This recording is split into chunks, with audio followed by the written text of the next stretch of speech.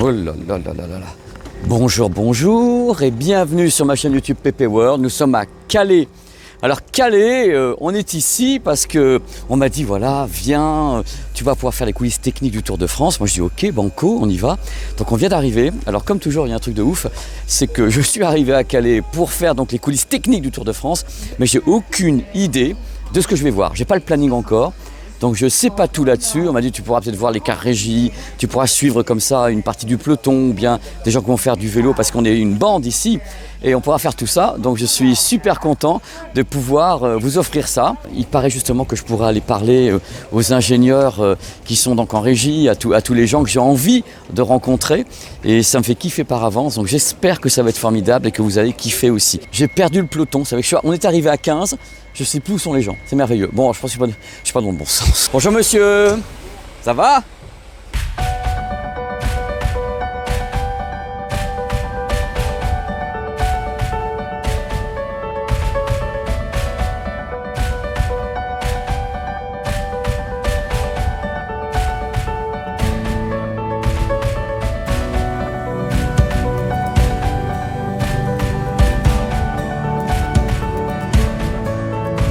Voilà, ça y est, ça va commencer le début de ce vlog.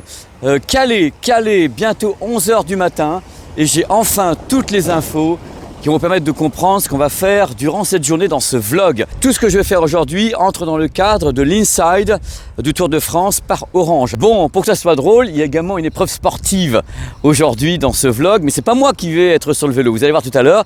Alors je suis avec des gens ici qui vont s'élancer sur la route pendant 33 km. Regardez un peu cette bande crache la mort. Bon bah c'est parti, hein. C'est l'échappée de la mort avec un gros flemmard, moi. Voici, voilà, nous sommes donc arrivés à Marquise au relais étape tout simplement. Alors, je vous explique comment ça va se passer parce que ça c'est quand même super important. L'idée c'est que les gens qui sont avec nous donc vont prendre leur vélo d'ici, c'est-à-dire que c'est une étape qui va faire 32,3 km. Donc ils vont partir d'ici du relais étape du Tour de France, direction Calais. Et ils ont 3 heures d'avance sur le tour qui lui va arriver ici, à ce relais étape. Donc le top départ se fera d'ici, c'est-à-dire que nous, on va faire la fin justement de la session entre Dunkerque et Calais, où il devrait arriver vers 17h. Tout à l'heure, le tour arrivera vers 17h, nous est en avance. Donc vous allez vivre ça vraiment comme si vous y étiez. C'est le but de la manœuvre. On va donc partir de Marquise, qui est à 37 mètres d'altitude. On va continuer à monter un petit peu. Vous voyez, les dénivelés sont ici. Et il y a un point important à 107 mètres qui s'appelle Côte du Cap Blanc-Nez, avec une côte à 7,5%. Là, ça devient un peu plus compliqué. Et c'est cette partie-là que moi, je vais vous filmer, tout ça. Donc on va faire des petites images depuis la voiture, les voitures relais à côté. Je serai dans les voitures relais. Et en arrivant, c'est là que je vais pouvoir interviewer les équipes techniques à Calais pour comprendre exactement comment est-ce que ça se passe au niveau de la technique sur le tour. Donc ici sont mes potes, voilà, qui vont commencer à découvrir leur vélo. On va mettre fin au suspense tout de suite. Pourquoi est-ce que je ne prends pas le vélo ? D'abord, je ne suis pas un fan de vélo. Je suis un grand marcheur, c'est-à-dire 15, 20, 30 km de marche, ça ne me fait pas peur. Mais le vélo, c'est pas trop mon truc. Et secondo, je dois avouer que tout le week-end, j'ai fait la teuf du côté de Cahors et Montcuq avec le Popcorn Festival. Et donc, comme j'ai fait la teuf, j'ai dormi 3 heures et tout. J'ai dit, bon, on va peut-être pas jouer les 35 km de vélo, on va peut-être pas les faire. Donc, je laisse tout le monde faire du vélo. Je serai donc le gros flemmard dans une voiture du Tour de France à côté. Vous aurez des belles images quand même. Mais je tenais à le dire quand même parce que les gens vont dire, ouais, t'es un gros flemmard. Oui, je suis un gros flemmard aussi. Et le vélo, c'est pas mon truc. Qu'on soit clair. Je perds en puissance sur un vélo. Tandis qu'en marche à pied, 30 km, ça me fait pas peur. Hein. Oh, mais carrément. Alors, sécurité avant tout. On distribue des protections, on distribue des barres énergétiques, de l'eau avec quelque chose dedans. Je ne sais pas ce qu'il y a également pour qu'ils aient de l'énergie pendant les 33 km qui nous séparent de Calais. Petit briefing rapide et ils vont décoller. Et moi je vais monter dans la voiture. La bande crache la mort est prête, absolument hallucinant. Le tour tremble, de peur, j'entends, de peur. Ensuite, nous sommes dans la voiture. Il est évident que les mesures de sécurité sont prises au maximum, étant donné que les gens qui sont en train de faire du vélo ici ne sont pas tous des professionnels. Donc il y a des motards, il y a des gens qui accompagnent, qui sont des champions, il y a une voiture devant pour les accompagner, pour être bien certain qu'il n'y a aucun problème de sécurité. Alors on a le 13 qui a donc inversé son numéro pour se porter chance, il est devant nous, donc ça fait 31. Et ce qui est bien, c'est l'ambiance avec les gens qui sont là, sur le côté, qui prennent du bon temps. Clara qui est ici. Bonjour monsieur. Clara, c'est ma championne. C'est ma championne. Ça va pour le moment. Ça va, c'est top. Mon petit verbose d'amour. Hello. Il faut trouver donc notre Jojolito. Il est là. Mais regardez-moi cette bonne ambiance. Oh! Faut bien penser à respirer le mieux possible. Il y a encore un vélo derrière? Bon, on est en direct à l'arrière de la voiture qui est presque une voiture balai, et de cette portion du Tour de France. Ça se passe très très bien, mais ça a commencé hyper dur. Moi j'avais mal pour eux parce qu'on démarre et directement on a deux montées importantes. Vous avez vu passer une moto sur laquelle on aurait bien aimé être, mais nous on a un super driver par contre. Donc ça compte. N'empêche, vous rigolez, mais j'ai honte. Hein. Je veux dire, c'est quand même le gros flemmard qui est dans la bagnole pendant que les autres pédalent, quoi. Je veux dire, c'est ça va, hein. Les mecs se foutent de ma gueule, ils ont bien raison. Je veux dire, et voici donc les Warriors. Mais eux, c'est des professionnels. Voilà, ils en avaient déjà fait tout plein et tout, donc ils sont complètement dans le côté Warrior. Il est temps qu'on arrive, hein, je suis crevé, moi.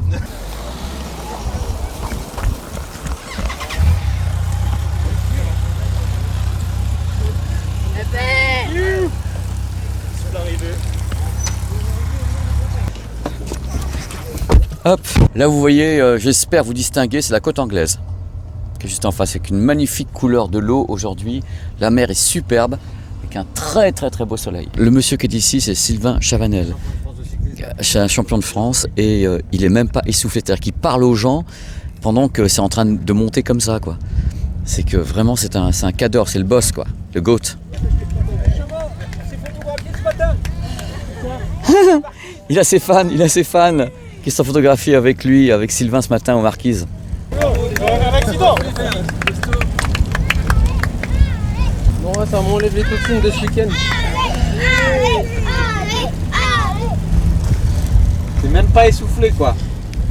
Bah après, Bah, nous non plus, hein, on n'est pas je essoufflés. vais pas comparer. C'est normal. Eux, c'est des youtubeurs. Non mais on va pas commencer sur ce terrain-là, Sylvain, ça va pas le faire. Il y a des youtubeurs extraordinaires qui sont d'excellents sportifs. Et bravo à vous dans tous les cas. Non, mais c'est bien parce que ça leur fait voir la difficulté de ce sport. Il me demandait, Sylvain, t'as été combien de fois champion de France sur route? Aucune. Qu'une fois. À Boulogne-sur-Mer. Et mais en chrono 6 ou 7. 6 ou 7. Après sur piste, pareil, 7 ou 8. Et en chrono par équipe, champion du monde. Et les étapes sur les grands tours, t'en as gagné combien? 3. Après des places de 2, des places de 3. Et ça compte pas, ça. T'en fous. Donc quand t'es super combatif, ça veut dire que t'es à l'attaque tous les jours. Il y en a, ils sont dans le dur. Hein. T'emmènes du trop léger là, faut que tu changes de braquet. Mais un peu plus dur. À droite, un pignon plus dur, 1 ou 2. Par contre là, maintenant non. Maintenant non, parce que t'es dans un faux plat montant. En fait, les gens qui n'ont jamais fait de vélo, ils se servent pas assez de leur vitesse. Il faut s'en servir tout le temps. Là, il y a une montée d'enfer. Il y a déjà des coureurs qui ont laissé le vélo à terre et qui montent à pied.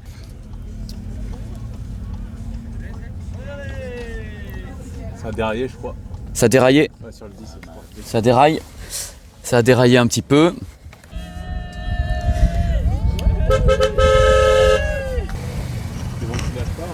Allez, t'emmènes encore un peu du trop lourd là. Ah non. Redescends d'un cran si tu peux. Voilà, j'ai plus de jus là.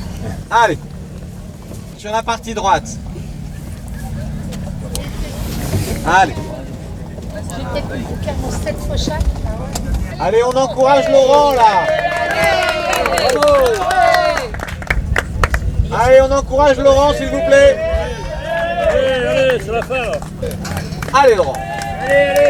Allez Laurent, allez. Les gens sont super, ils l'encouragent et tout. Allez, Clara, allez. Allez.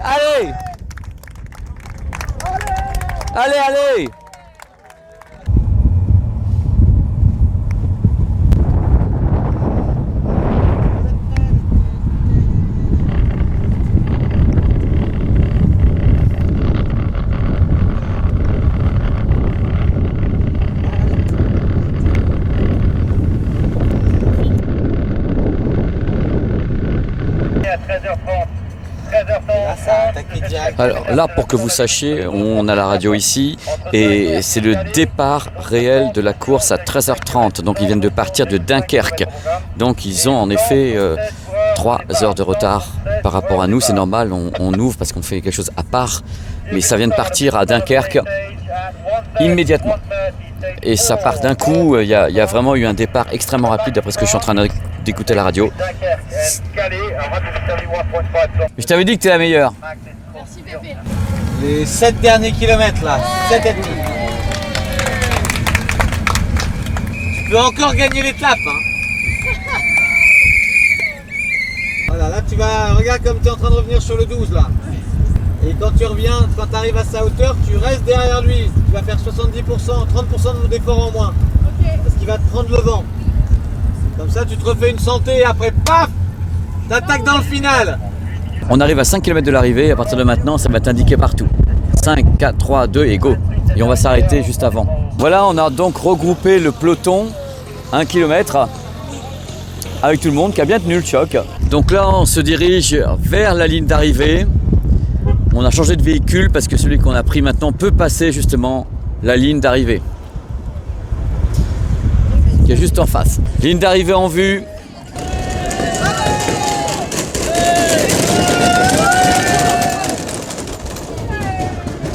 Il y a une organisation extraordinaire. Et là donc on a à peu près 3 heures d'avance sur l'arrivée officielle de cette étape du Tour de France à Calais.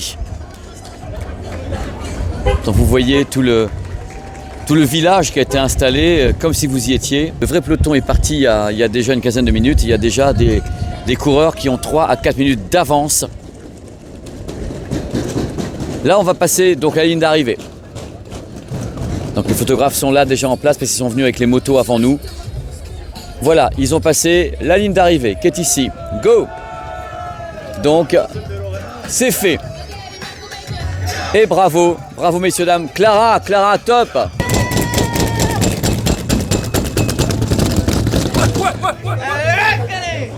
Donc là, il est presque 14h et le vrai peloton, si je puis dire, arrivera tout à l'heure aux environs de 17h. De 17h.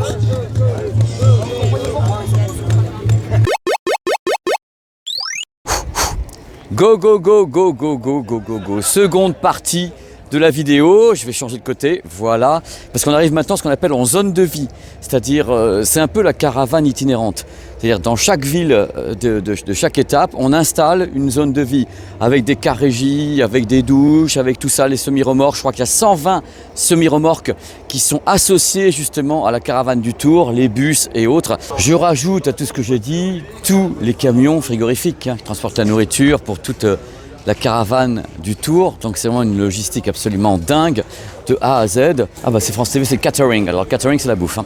Donc France TV c'est le cœur de la diffusion du Tour de France. Là ils sont en train de déjeuner puisque le Tour de France arrive maintenant dans 2 heures. Ils ont le temps de se préparer.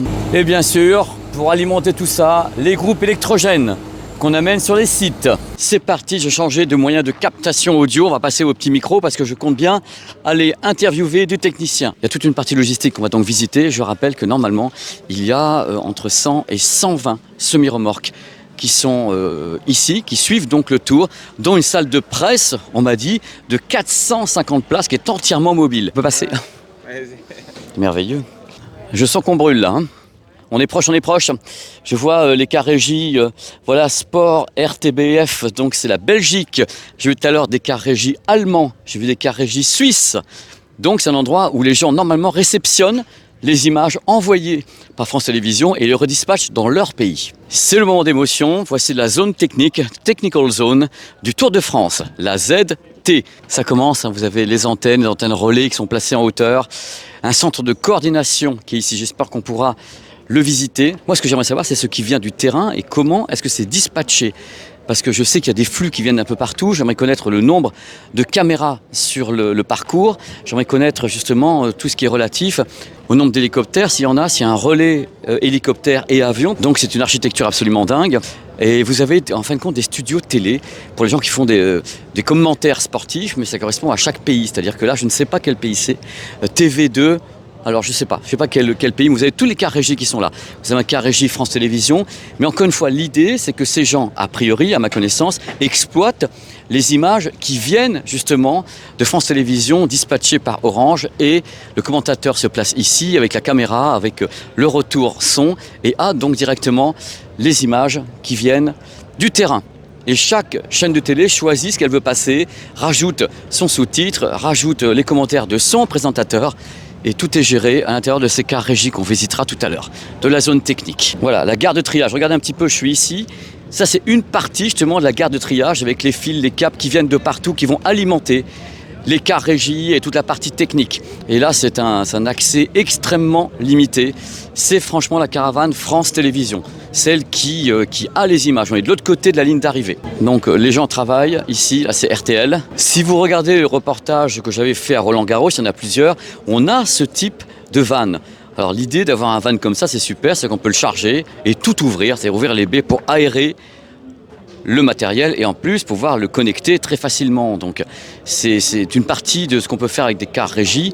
Là c'est un petit, c'est un van. Dans ce cas-là, c'est très facile d'accéder au plat de spaghettis et de pouvoir connecter tout, y compris les arrivées réseau, les arrivées fibres. Alors là maintenant, on va aller ici.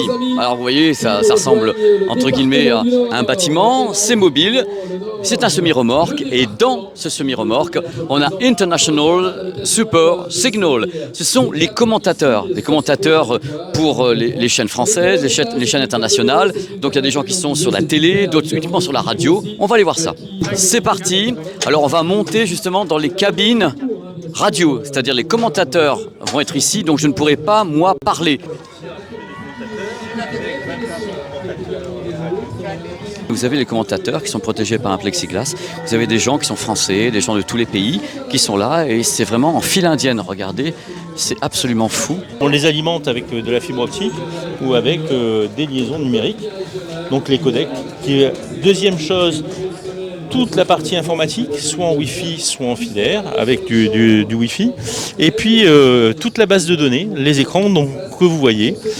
Dans cette base de données, vous avez la météo du jour, vous avez l'historique de la ville de départ, l'historique de la ville d'arrivée, les différents classements bien sûr de la course et également tout le palmarès des coureurs depuis les catégories minimes, cadets, juniors, jusqu'à la catégorie élite. Ce qui veut dire, vous êtes journaliste sur le Tour de France, vous arrivez, vous n'avez pas de notes, vous n'avez rien, vous avez toute cette banque de données qui vous est mise à disposition pour réaliser vos commentaires. Donc c'est une offre complètement packagée. Donc voilà pour cette tribune des commentateurs télé et radio, sachant qu'on a des commentateurs, vous ne verrez pas par exemple Orange Jalabert, puisque France Télévisions commande dans un camion indépendant et vous avez pas mal de commentateurs qui sont à l'arrière. En tout cette zone, donc 20 km que tire Orange, et en toute cette zone on a 60-70 km de câbles qui sont tirés au quotidien et ramassés le soir pour la nouvelle étape. Il n'y avait rien ce matin à 7h du matin, vous n'aurez plus rien à 22h. Bonjour Henri. Bonjour. Ça va? Écoutez, c'est merveilleux. Bleu, tout le monde n'arrête pas de vous embêter. Donc c'est génial. Quel est votre rôle ici, Henri? Je suis directeur technique chez Orange, en charge des grands projets pour le groupe, et notamment depuis 25 ans le Tour de France. Je n'étais pas né. Voilà. Vous allez tout m'expliquer. Alors je vous suis. Ici, vous avez les groupes électrogènes, Lumex, tous les camions sont complètement indépendants sur le Tour de France et donc nous alimentent en électricité grâce à 4 groupes. Vous pouvez alimenter un village de 3500 habitants avec les 4 groupes électrogènes. Voilà. C'est délirant. Alors après, ce qui est intéressant ici, c'est de voir le dispositif en course. C'est 5 caméras moto, 2 motos avec des journalistes Eurosport NBC et puis 2 hélicoptères. Toutes les motos qui filment renvoient sur un hélicoptère relais vers un avion qui vole à 3200 mètres d'altitude. Sous les ailes de l'avion, vous avez des faisceaux hertziens, des paraboles, qui vont récupérer les sons et les images de la course et nous les renvoyer sur les 2 paraboles rouges que vous voyez au-dessus de la grue, qui aujourd'hui pointe à 40 mètres de haut. Donc on reçoit toutes les images et les sons de la course qui vont aller dans une station qu'on appelle l'Octopus, la pieuvre, qui va les renvoyer après sur les différentes cartes de réalisation. Sachant que nous devons renvoyer, 2 signaux à savoir les voies d'ordre. Le réalisateur a besoin de dire à ses caméramans, tu fais un gros plan sur le peloton, sur tel coureur. Et puis une deuxième, c'est une impulsion, une petite LED rouge qui va s'allumer dans le casque des caméramans pour leur dire qu'ils sont à l'antenne. On va aller visiter donc la station qu'on appelle l'Octopus. Quand vous travaillez, Henri Chouette derrière vous, quand vous travaillez en 4K, vous travaillez en quoi? Quel flux, Alors, quel débit? Du 4K, essentiellement, mais on commence à tester du 8K. Comme à Roland Garros, j'avais fait des Comme à reportages, Roland Garros. comme à Roland Garros, fait des reportages à Roland Garros avec France Télé à ce moment-là. Exactement. Donc c'est dingue. Alors vous, quand les gens reçoivent les images qui viennent de telle ou telle moto caméra, c'est trié comment? Où est le réalisateur? À quel moment c'est Alors les trié? réalisateurs sont dans différents cars régis. D'accord. Donc là, vous voyez derrière la RAI, vous voyez France Télévisions, vous avez la RTBF derrière, vous avez SBS, les Australiens. Donc chaque réalisateur fait sa propre réalisation, va choisir les images des motos et des hélicos, faire son propre habillage, sachant qu'il y a également le signal international pour diffuser aux télés qui n'ont pas de propre car régie et qui récupèrent les images filmées par une réalisation internationale. André, j'avoue être scié, je pensais que c'était une réalisation unique qui était redispatchée avec des commentaires différents de chaque pays, avec ses propres commentateurs, mais non, ils choisissent à chaque fois. Ils choisissent à chaque fois. Le matin, sur le village départ, ils interviewent leurs propres coureurs de leur propre pays. Et puis, donc, ils font leur propre habillage et leur propre réalisation sur la ligne d'arrivée. C'est ouf, c'est carrément ouf. Mais là, je vois quelqu'un avec une Luma, mais l'idée de la Luma ici, c'est pourquoi? Alors, pour aller là-haut. la Luma, vous avez France Télévisions qui va faire son émission d'après le tour. Il faut savoir qu'après l'arrivée des coureurs, nous enchaînons sur une vingtaine de directs jusqu'à 22h. D'accord. Et donc la Luma va filmer en aérien tout le plateau de France Télévisions qui est situé à l'étage de ce camion. Je suis fan. Alors l'Octopus, parce que bon, l'Octopus c'est la pieuvre, donc elle rassemble tout ce qui se passe, l'Octopus. Elle récupère tous les signaux des images qui sont filmées en course et tous les sons. Donc hélicoptère, moto, tout est récupéré ici. Exactement. Je pense qu'il faut se taire à l'intérieur avec les petits gars. Voici l'Octopus. Bonjour monsieur. Bonjour. Donc ici on voit les 5 caméras moto qui sont là aujourd'hui, l'hélico numéro 1 et l'hélico numéro 2 qui est en train de refueler. Et puis vous avez les 2 privatives, à savoir 2 commentateurs, un pour NBC, l'autre pour Eurosport. Et là on entend le réalisateur qui est en train de donner des ordres à ses caméramans. Voilà. C'est oufissime, vraiment. Tout arrive ici, tout est trié. Et comment vous assurez une liaison sans faille? Parce qu'il y a l'hélicoptère, moto et autres. Quels sont les relais que vous avez? Vous avez des points relais, des choses posées au sol? Il y a des sécurisations, il y a des stations satellites qui sont au sol et qui permettent donc de renvoyer les signaux sur cette ligne d'arrivée où tout est fabriqué. Et sans ça, vous n'auriez pas d'étape en direct, filmée en direct. Ça n'existait pas il y a quelques années. L'hélicoptère 1, et voilà l'hélicoptère 1 qui est à l'antenne. Voilà. C'est dingue. C'est quoi ça? Attends. L'Agence nationale des fréquences. Regarde, il a une sorte de pistolet. Yes. Et puis certainement, il y a une fréquence qui est mauvaise. Et il est en train de traquer le contrevenant. On doit avoir un micro qui doit être pas déclaré, qui doit perturber sur une mauvaise fréquence. Donc tu vois la personne, le technicien de la NFR avec son pistolet, ce sorte de râteau, et qui est en train de chercher quel est le contrevenant. On le voit là. On le voit, voilà. C'est ça. Il cherche un contrevenant. Il cherche exactement. Qui doit perturber soit du Wi-Fi, soit des micros HF, soit des caméras HF. Et donc heureusement qu'on a ces policiers de l'Agence nationale des fréquences qui permettent de régulariser et puis également de nous faciliter au niveau à l'étranger avec les autorités de régulation locales. Quand il aura trouvé, Henri, qu'est-ce qui se passe pour le contrevenant? Il a une amende? Alors ça peut aller jusqu'à l'amende, mais donc ça peut aller à la saisie du matériel. Mais comme là on est entre gens de bonne compagnie et entre journalistes, on va lui dire voilà, ce micro ou cette antenne, vous l'utilisez plus jusqu'à la fin parce qu'elle n'est pas dans des gammes de fréquences qui sont autorisées ou des gammes de fréquences qui risquent de perturber les transmissions des autres journalistes. Salut Pascal. Bonjour. Vous allez bien? Très bien, et vous? Je suis en pleine forme. Je suis ravi d'être là avec ce soleil en plus. Est-ce que vous pouvez m'expliquer quel est votre rôle ici? Parce qu'on m'a dit que vous étiez un des grands Manitou de plusieurs choses, dont le chronométrage et autres. J'ai besoin de savoir un petit peu ce que vous faites sur le Tour. Eh bien moi, sur le Tour de France, je m'occupe de tout ce qui est technologique. Donc les télécommunications, le chronométrage, la production de nos applications mobiles, de notre site internet, bref, toutes les datas qui à un moment donné vont être générées dans le cadre du Tour de France. Je m'occupe avec mon équipe de piloter tout ça et de faire en sorte que tout ça fonctionne bien, et notamment avec nos partenaires comme Orange. D'accord, mais quand vous dites piloter tout ça pour que ça fonctionne bien, c'est-à-dire que les gens, par exemple, s'ils ont une application sur laquelle il y a le Tour de France et autres, c'est vous qui gérez le data que vous envoyez aux médias, quoi. J'ai besoin que vous me disiez exactement ce que vous faites. Alors, nous, on a développé, à Maurice Sport Organisation, donc l'organisateur du Tour de France, a développé l'application mobile officielle, le site officiel, et c'est au travers de ces supports digitaux que l'on va retrouver toutes les datas qui sont produites ici sur la zone technique du Tour de France. D'accord. Et donc, c'est un accès, les gens ont un accès en temps réel, justement.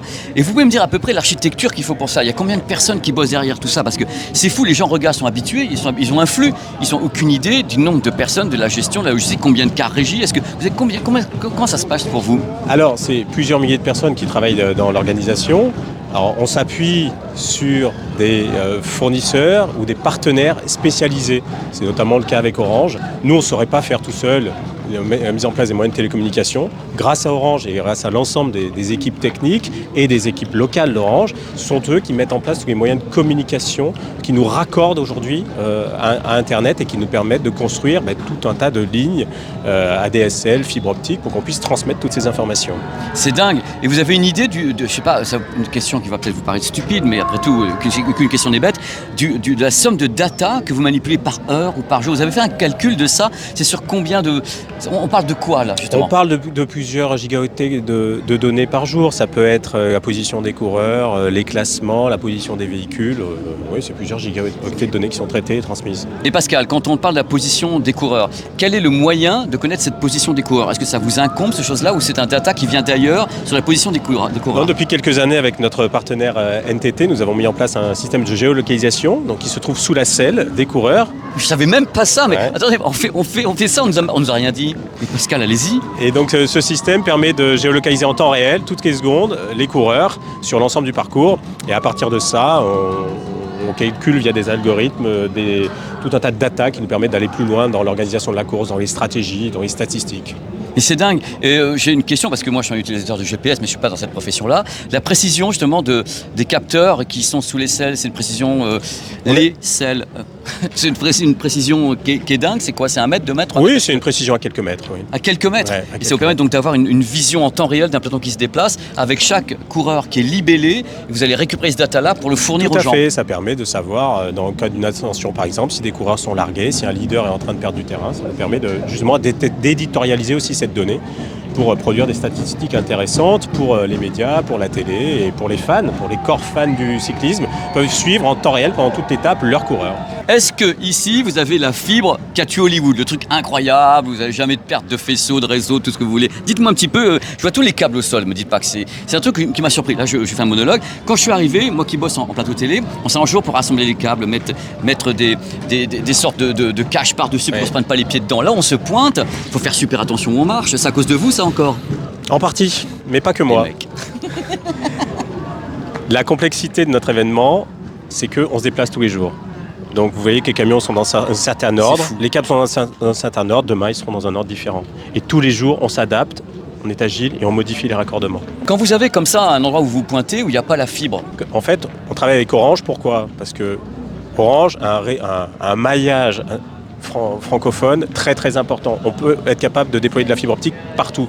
Mais tout ça, c'est un travail qui a été fait 1 an avant, étape par étape, pour vérifier que le jour J, les équipes locales d'Orange aient mis en place la fibre nécessaire pour écouler tout le trafic du Tour de France. Et des fibres, il y en a plusieurs. Il y en a une ici, il y en a une à la permanence. Et tout ça, c'est back-upé, surveillé en temps réel par toutes les équipes d'Orange au niveau national pour faire en sorte qu'on n'ait pas de coupure et que si on a une coupure, on est capable d'avoir une solution de secours. Mais c'est ça que je voulais vous dire, parce que l'idée, c'est que c'est une fibre plus, c'est-à-dire que vous avez installé tout ce qu'il faut pour supporter ce dont vous avez besoin ici au niveau du débit. En fait, ici, on construit plusieurs fibres comme à la maison. On en a une centaine de fibres comme à la maison qui permettent à tout le monde, à tous les diffuseurs, à tous les partenaires, à toutes les sociétés qui travaillent sur l'organisation d'être raccordés et de répondre à leurs besoins en termes de transmission de volume de données, que ce soit les diffuseurs télé, que ce soit les prestataires en charge du chronométrage, que ce soit les partenaires aussi du Tour de France, mais ils ont tous accès au réseau. Alors avant de vous laisser, est-ce que vous connaissez le nombre de cars régies ou le nombre de camions qui sont ici, qui sont raccordés justement à la fibre? Est-ce que pour que les gens aient une idée, parce que l'on se balade, j'ai montré des images, j'ai vu le spaghetti par terre, mais je pense que les gens ne se rendent pas compte parce que... Aujourd'hui, c'est à peu près 250, 260 lignes qui sont tirées tous les jours par les techniciens d'Orange, et y compris à l'étranger. Orange nous a accompagnés au Danemark et va aussi nous accompagner au col du Granon, dans des endroits en haute montagne où il y a peu de moyens de communication. Et bien Orange va déployer des réseaux et des moyens qui vont nous permettre de travailler correctement. Mais alors, dernière question, dans ce cas-là, on s'y prend comment? Vous avez le... Je sais pas, je ne suis pas dans le monde justement de la fibre, mais vous avez des satellites, vous avez comment on fait arriver justement un tel signal dans une montagne où on en voit, il n'y a pas grand-chose? Alors, soit Orange anticipe la création de certains réseaux, c'est-à-dire que parfois des stations de ski sont prévues d'être raccordées dans 2-3 ans à la fibre. Et bien là, grâce à l'arrivée du Tour de France, on va laisser ce qu'on appelle des infrastructures pérennes, c'est-à-dire qui vont rester après le Tour et qui vont bénéficier aux habitants du coin. Et dans des lieux très charismatiques du Tour de France, où on revient tous les 2-3 ans, et bien Orange laisse en place une fibre optique que l'on peut réutiliser à chaque fois qu'on revient sur place. Avec vous, en 10 minutes, j'ai appris des trucs de folie, Pascal. J'espère que les gens, ça leur a plu, parce que je ne me doutais pas, c'en était à ce point-là, quelque part. C'est passionnant. Vous êtes sur le 3e événement sportif au monde. C'est ce qu'on m'a dit. Voilà, qui se déplace tous les jours. J'ai eu mal à la tête quand on me l'a dit, parce que j'ai vu la caravane du Tour. Comme un gamin, je le voyais à la télévision. Et quand on me dit, on déplace tout ça, tous les jours, le catering, la nourriture, la logistique, c'est démonté le soir après le Tour? C'est démonté le soir. Dès que le premier coureur a franchi la ligne, ça commence à être démonté. Et puis tout ça va être remonté demain matin. C'est étourdissant. Je vous remercierai jamais assez, Pascal. C'était délicieux. Merci à vous. Mais oui, à bientôt et bravo. Tu t'appelles comment? Franck de chez Orange. Franck de chez Orange. Voilà. Comment va monsieur Franck de chez Orange? Très très bien, tout se passe bien, il fait beau. Je suis avec Pépé, ma star. T'as acheté quel téléviseur à cause de moi? Enfin, grâce à moi? Un LG. Je cherche la ref. C10, C1, G2, C10. Bon, dans tous les cas, merci. Alors toi, quel est ton rôle ici? Donc je m'occupe de la fibre à amener sur nos camions. Je suis le régional de l'étape. Donc c'est grâce à ça que nos camions peuvent délivrer ensuite la fibre sur toutes les télévisions, les radios. Donc je ne suis pas tout seul, on a une équipe régionale de 17 personnes par site qui prépare tout depuis novembre. Donc c'est un travail colossal. Ouais. Et on sécurise tout, on double tout pour que ça ne tombe pas en panne, que tout fonctionne bien. Et on accueille nos collègues nationaux le petit matin et on les aide. Avec les croissants et tout. Voilà, la fibre est prête. Le truc, c'est... Moi j'ai besoin de savoir, je viens de te couper la parole, je regarde. Vas-y, comment je te coupe la parole. J'aimerais savoir, si toi tu dois me parler de la fibre ici, est-ce que tu as une idée du débit utilisé? Comment vous pouvez encaisser tout ce flux? Quelle est la solution pour pouvoir alimenter tout cela sans que ça foire? On est sur plusieurs liens de 10 gigabits. Directement sur notre réseau cœur, et après donc on a toute une supervision qui s'occupe de la qualité de service pour prioriser tous les flux vidéo, radio et veiller à ce que ça ne sature pas, et on est capable d'augmenter le débit à la demande, à distance. Alors le truc, moi j'ai envie de te poser la question, si jamais il y a un problème, est-ce qu'il y a une sorte de ligne de secours, Oui, tout est doublé. On a plusieurs camions qui sont reliés entre eux avec des câbles qui vont à différents endroits.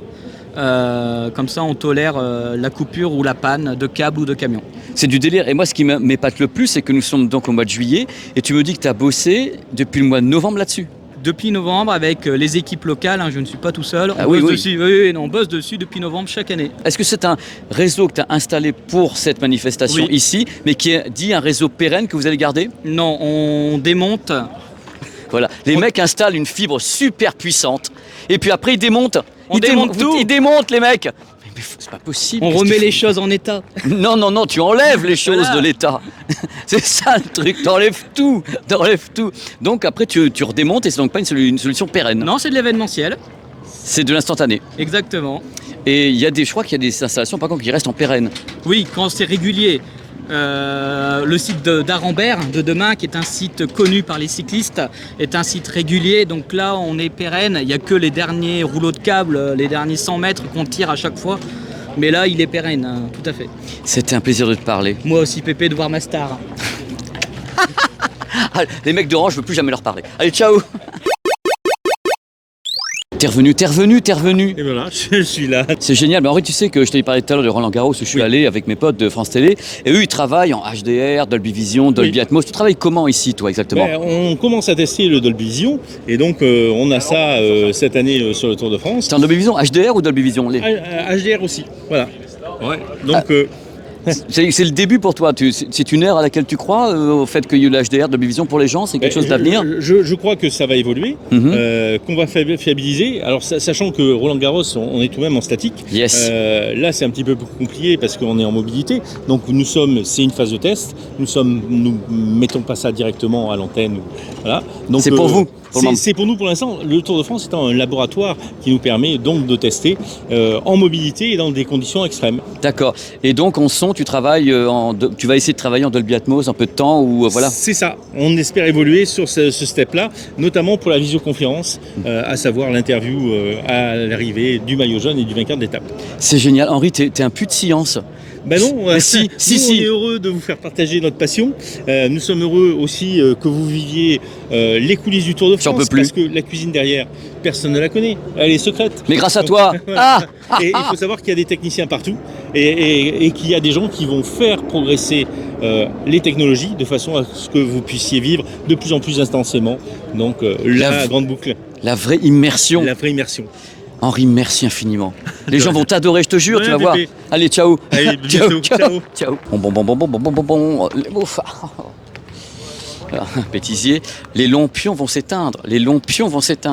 C'est la fin, et c'est la fin d'autant plus surprenante que le tour est arrivé donc il y a quelques minutes et ça remballe déjà. C'est-à-dire que dès que le tour est arrivé, on voit les premiers câbles se faire tirer, on voit les camions qui commencent à s'affairer pour ranger tout le matériel, parce qu'il faut être prêt, il faut être super prêt pour décoller et décarrer au plus vite d'ici, parce qu'il y a l'étape suivante le lendemain. Donc je perds toute ma bouteille, parce qu'il y a l'étape suivante le lendemain. Donc ils se dépêchent, ils s'affairent, ils sont rodés. C'est pour ça que ici les caméras sont prêtes à être emballées. Il y a tout, c'est un véritable village, c'est une cité entière, une ville entière qui bouge à toute vitesse de A à Z. C'est du délire. J'ai fait au mieux par rapport au temps que j'avais. J'aurais aimé filmer tellement de choses, interviewer encore tellement de gens, mais ça a vraiment été très compliqué. J'ai fait au mieux. C'est ouf. Voilà, je suis content. Allez, ciao, bisous.